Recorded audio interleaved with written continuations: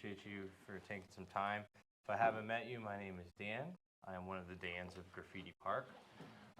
Today we have a special guest today, my mom, Miss Maryanne Maloney. She'll be teaching us. Yay! Yay, I'm a special guest. She's going to be teaching us how to paint ceramics. So if you haven't gotten a chance, she's going to present here. I'll turn it over to her in just a moment. Obviously, we got the things going on, different colors. If once you have enough of your color, if you want to put it back over there or let other people know, that way we can share colors. But I think everyone's groovy. We also have some examples and whatnot. But thank you guys for coming. We're going to hang out for a little bit. I'll turn it over to you. Hi, I love ceramics. My mother is actually the person who turned me on to ceramics. This is the first piece she gave me, and she made this, and I fell in love with it. So it was kind of like our weekly thing to go and do ceramics together. And these are some pieces that I've started, and I'll explain what stage they're at. So we're just going to talk about materials and techniques. Okay, this won't go. There it goes. There's materials and different tools that you use. You can use just a brush and paint a piece, but if you enjoy it, there's different tools that will make the job and the piece even more professional looking, if you will, or even nicer looking. And there's several different painting techniques that I'll go over right quick. And just how to finish your piece. And just when it's all done, you can practice and ask any questions.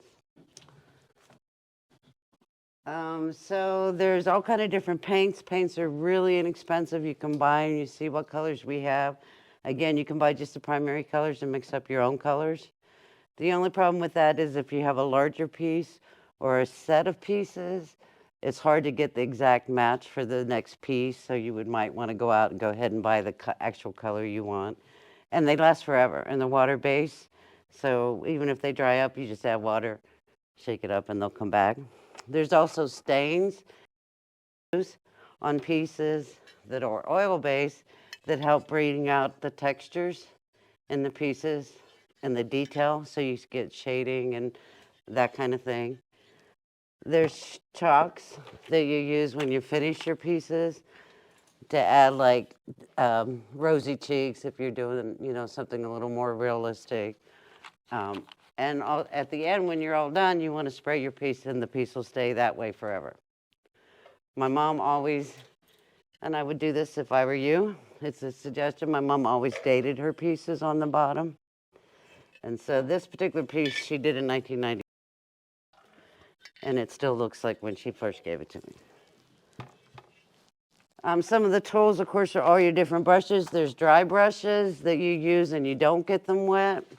There's brushes that you use just to lay in your colors, like some people are doing already. And those you want to wet first. It's called condition your brush. So you just stick it in the water, dry it off a little bit before you put it in your paint.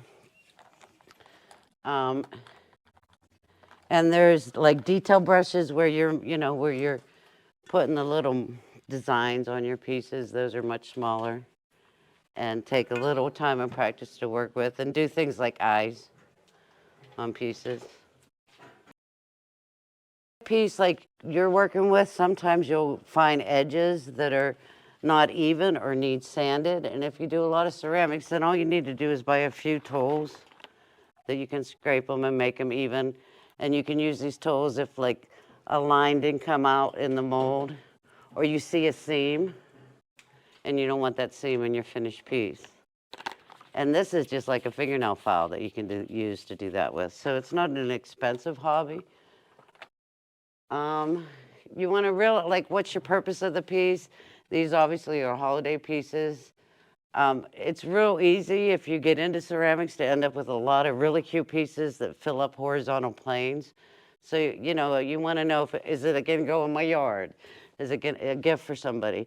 Am I going to give a bang to my niece or my nephew or whatever like that? So you want to know the purpose of the piece, and you want to enjoy it, because sometimes it takes quite a while to finish a piece. So you're going to spend some time with your piece. So I explained some of that initially. You just lay in the colors. That's when you wet your brush. Dry brushing is when you take a brush, you put very little paint on it, and you wipe most of the paint off on a piece of paper, and then you take your piece and you go against the design, and that gives you all your details. So you were talking about on the owl making all the feathers a different color. You could start off all with a dark color and then dry brush up each layer a different color. So you'll get the detail in the lines, but you get the shading that you want. And that's with dry brushing. Antiquing is when you take these stains that are oil-based, and these have been antiqued, and you brush it in. You take a rag and you wipe it off as much as you want to wipe it off, and that gives you the details in the little lines. So it gives you some of the extra shading. Some pieces my mom did both on this. The whole piece was originally painted blue, and then all these colors were dry brushed up except for her face and her eyes. So then all these other pieces, she took a dry brush with paint on it and laid in the colors. And the detailing is just the things like eyes and little designs. And that can be as hard or as easy, or easy if you're very talented, or hard if you're not as talented. The chalk is one of the last things you do, and it comes in every color, and that you put on with the dry brush as well. And the dry brushes are stiffer. When you pick up your brushes, the ones that are stiffer are the ones you want to use to dry brush. And then you choose a finish. They come in high, flat gloss. They come in like a waterproof if you want to put a piece in your garden for yard jewelry or whatever like that. And you spray it, let it dry, spray it again. Like I said, it'll last forever. Which one is your favorite? Which is the best for you? I like the clear kind of gloss, but some pieces need a matte. You know, it depends on the piece, I think. And then, of course, if you're going to put it outside, like I like to put a lot of little things in my garden. So there's little bunnies and things in my garden, and that's like more of a waterproof seal-in, so it'll stand the heat and the rain and whatnot. And that's it. If you have any questions. How long have you been doing this? Since my daughter was a baby, like 1990. So how many years is that? 30 plus years. So. Well, this whole thing is a set. So there's 2 more deer and like 5 bears that go with it. It was supposed to be for my mantle. It's been a while, but it'll one day end up on my mantle. That's the biggest set. I've done music boxes like a witch's hat and the whole thing, and there's squirrels and different things on it. But it takes me a while to do a piece. I'm kind of OCD. I have to make sure. Oh, and one thing I forgot to tell you was you always want to have an eraser, a brush that you haven't used yet, and you can get wet and, erase when you make a mistake. You just use the water, and if you go over or you happen to sneeze and you get a big line across that you don't want there, if you do it right away, it'll take it off. Any other questions? How long does this typically need to dry before you can put another coat on or paint on? It dries pretty quick. It dries pretty quick. By the time you would get the first coat on the top of that cactus, it'll be dry and you could start doing something else on top of that. Or if you want to, and there's a lot of tricks, like all these little dots that I'm doing on these reindeer. This is just being put on with a toothpick. I just stick in the paint and make. So, any other? What are the foam brushes for? It's just another medium, another way to put on the paint. Some people like those a little bit better. Can this process be applied to anything else?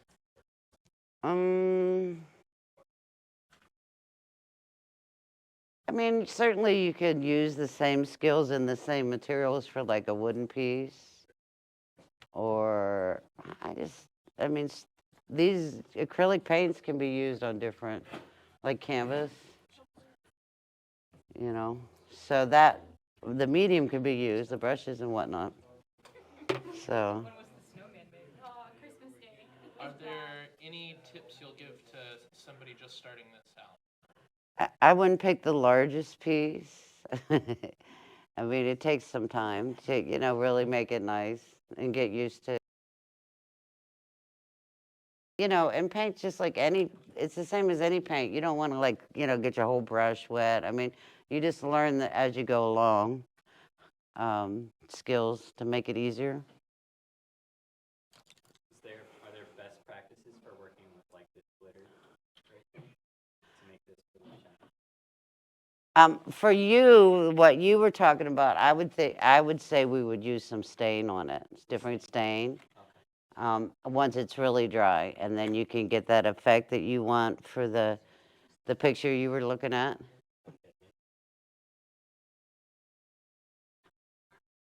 Alrighty, thank you, Mom. You're welcome. You're welcome. You're welcome.